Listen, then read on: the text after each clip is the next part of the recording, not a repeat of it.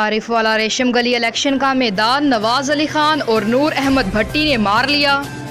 वो 150 वोट हासिल करके मरकजी अंजुमन ताजरान रेशम गली आरिफ वाला के बाकायदा सदर और नूर अहमद भट्टी जनरल सेक्रेटरी बन गए।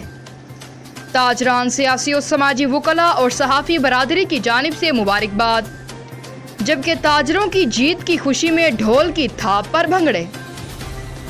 इलेक्शन में 269 वोटों में से 268 वोट कास्ट हुए, जबकि 2 वोट मुस्तरद तस्वुर किए गए।